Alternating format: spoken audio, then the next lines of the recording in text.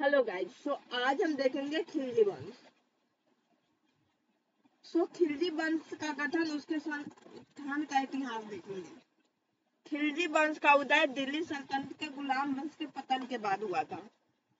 Okay, यह वंश 1290 में दिल्ली सल्तनत के तख्त पर काबिज हुआ और इसके शासकों ने काफी सैन्य और प्रशासनिक सुधार किए। आइए जानते हैं यह वंश कैसे बना था। अब देखते हैं गुलाम वंश कैसे बना था, उसका पतन कैसे हुआ था, ये सारी चीजें हम देखेंगे। गुलाम वंश का पतन। गुलाम वंश के बाद दिल्ली सल्तनत में अस्थिरता बढ़ने लगी। इस वंश के शासकों में सत्ता संघर्ष और दरबारी राजनीतिक ने सल्तनत को कमजोर कर दिया था। इसके परिणाम स्वरूप 1290 में जलालुद्दीन खिलजी ने दिल्ली के तख्त पर कब्जा किया और खिलजी वंश की नींव रखी। गुलाम वंश के बाद दिल्ली सल्तनत में अस्थिरता आ गई थी, ठीक है, बढ़ने लगी थी। इस वंश के शासकों में सत्ता संघर्ष और दरबारी राजनीति ने सल्तनत को कमजोर कर दिया था, ठीक है। इसके कमजोर होने के कारण 1290 में जलालुद्दीन खिलजी ने दिल्ली के तख्त पर कब्जा किया और खिलजी वंश की नींव डाल दी। किसने डाली थी नींव? जलालुद्दीन खिलजी ने। अब देखते हैं जलालुद्दीन खिलजी का आगमन। जलालुद्दीन खिलजी का वास्तविक नाम क्या था? अलाउद्दीन था। क्या नाम था?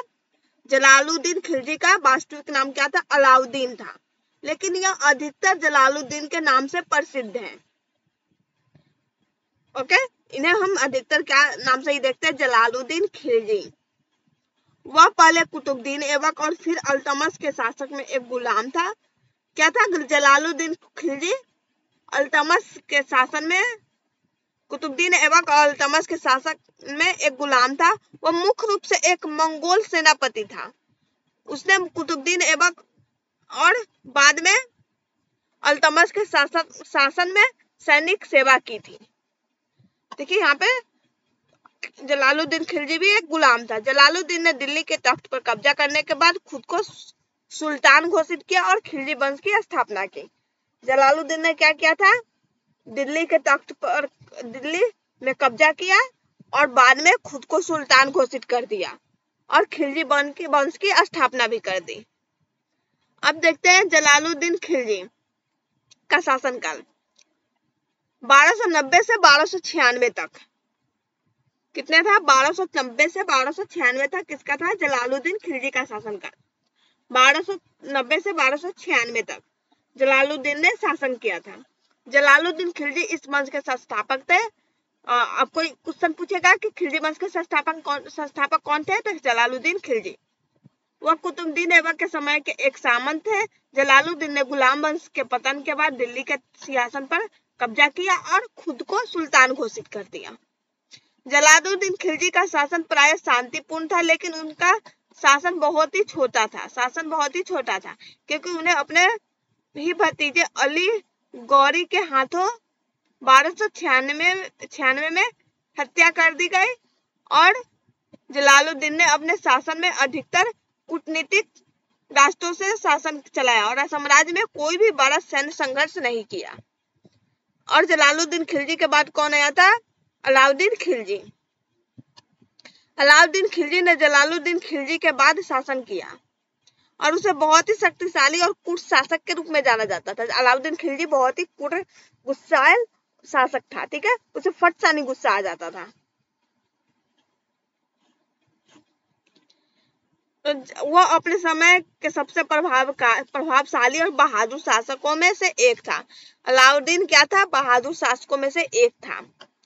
अलाउद्दीन ने अपने शासक में कोई महत्वपूर्ण सैन्य अभियानों का नेतृत्व किया, उन्होंने गुजरात और मलवा पर विजय प्राप्त की और भारत के दक्षिणी इलाकों तक अपनी सत्ता का विस्तार किया।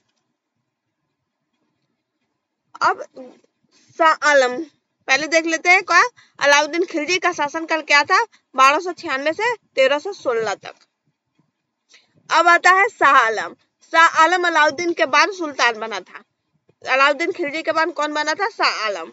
लेकिन वो बहुत ही कम समय तक शासन कर पाया और केवल 1 वर्ष तक ही दिल्ली का शासन बना। कितने वर्ष तक? ओनली 1316 से 1317 तक। ओके, वह एक कमजोर शासक था और शाह आलम का शासन जल्द ही समाप्त हो गया। शाह आलम का शासक क्या था, जल्दी ही समाप्त हो गया। खुसरो खिलजी जो अलाउद्दीन के अधिकारी थे भी एक कमजोर शासक साबित हुए। उनके शासन में राजनीतिक अस्थिरता बढ़ी और उनका सम्मान भी ज्यादा समय तक नहीं चला था। अख्तिरुद्दीन का शासन बहुत ही कम था, समय के लिए था और वह भी तख्त से हटा दिए गए। अब देखेंगे हम खिलजी वंश का योगदान और प्रभाव क्या था। जो मैंने पिछले वीडियो में जो पढ़ा देते तो प्लीज उसका नोट्स बनाइए और कोशिश कीजिए कि डेट वगैरह याद रहे, नाम याद रहे, बहुत ही ज्यादा इम्पोर्टेंट है। अब हम देखेंगे सैन्य सुधार और विस्तार।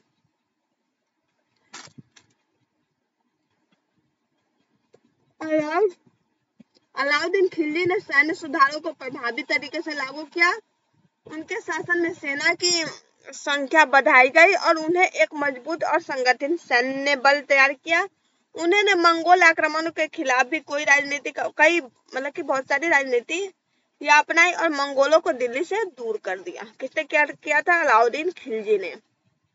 अलाउद्दीन खिलजी के अभियान ने दक्षिण भारत तक दिल्ली सल्तनत का प्रभाव बढ़ाया और वह गुजरात, मलवा और दक्षिण भारत के कई क्षेत्रों तक पहुंचे।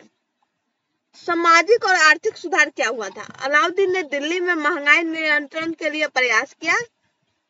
अलाउद्दीन ने क्या किया था? महंगाई में कमी लाने की कोशिश की, मतलब कि ज्यादा महंगाई हो गया था तो वो चाहते थे कि महंगाई में नियंत्रण हो।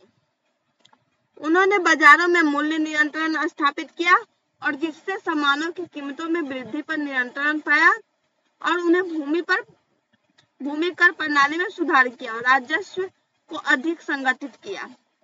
और सांस्कृतिक योगदान थे। खिलजी वंश के समय में दिल्ली सल्तनत की सांस्कृतिक पहचान भी बदलने लगी। अलाउद्दीन ने कुछ महत्वपूर्ण वास्तुकला परियोजनाओं की शुरुआत की और कुतुब मीनार के आसपास कई नई इमारतें बनवाने की दिशा में कदम बढ़ाए। हालांकि उनके सम्मान में धार्मिक असहिष्णुता, हिंदू मंदिरों को नष्ट करने की घटना भी हुई है। अलाउद्दीन खिलजी के दौरान सत्ता संघर्ष और वंश की समाप्ति। खिलजी वंश के शासकों के बीच परिवार में शक्ति संघर्ष और दरबारी राजनीति भी लगातार चलती रही। बाद में खिलजी वंश का पतन हुआ और तुगलक वंश ने सत्ता में प्रवेश किया। अब हम नेक्स्ट टॉपिक में क्या पढ़ेंगे? तुगलक वंश। सो आप लोगों को खिलजी वंश आई होप कि समझ में आया होगा।